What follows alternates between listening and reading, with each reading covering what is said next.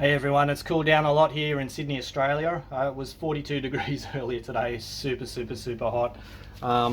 As you can see, it's cooled down a fair bit. It's just over 30 now. So yeah, now I've had the opportunity to come back into the garage and show you what I've been doing with the wind deflectors.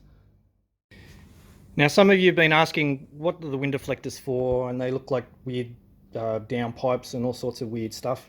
I'm going to show you. So at the moment, this is the before picture.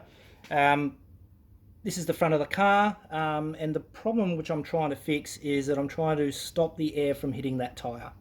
So incoming air from the front of the car, imagine the car's doing more than 200 kilometers an hour, air comes along and basically comes off the front of the car and goes straight towards that tyre and goes under the tyre and creates lift. This is a bad thing. So I need to close off that gap, and that's what I've been doing with making these brackets. And here we have the wind deflector installed. So as you can see, now as the air comes in from this direction, from the front of the car, you can't actually see the tyre anymore. So the air will come past, come over the top of the splitter, and it will hit this and either go up or go around. Now I've toyed with the idea of having some end plates here, but I'm just a bit worried that it's going to create a trap for the air in this area, which will create drag. So I've kind of had an idea of putting an end plate around about here and maybe having a little exit on the end so the air can come out and then around the tyre, but I'm still having to think about it. So yeah, that's my wind deflector, and I think that it makes the flares look a little bit better. I'm not saying this is a fantastic piece of engineering at all, but it should do the job.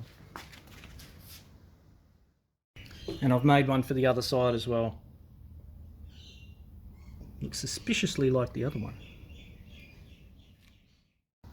So you may be asking how I made these things. Well, I started off with a cardboard aided design. It's supposed to be computer aided design, but I call it cardboard aided design. So making a template out of cardboard, it's really easy to work with. You just you know, you can bend it and fold it and cut it however you like until you get the right shape, and if you get it wrong you just make another one. It literally takes minutes to make one. So I used that as a template, made sure I had all of the shape and the bends as close as I could, and then I made an aluminium version. So I literally just did the same again with aluminium. A sheet of aluminium.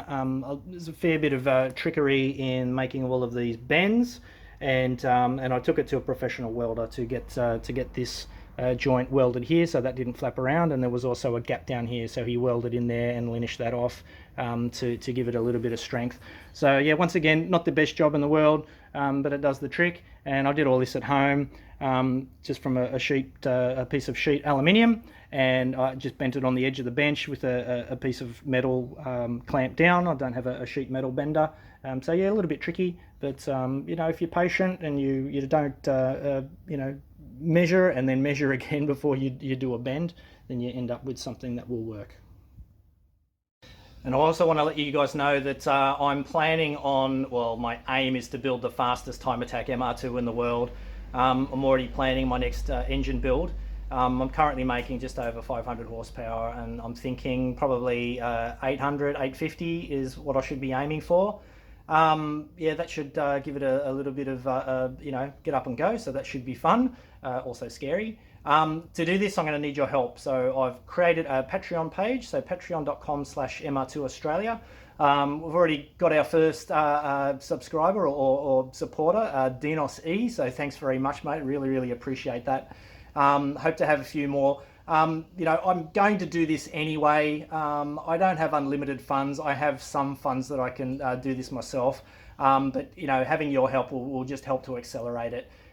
So you know, any help that I can get, you know, a small help will really help. So to move it along and actually achieve this dream, and hopefully we can get the SW20 MR2 Turbo on the world stage as a serious time attack weapon.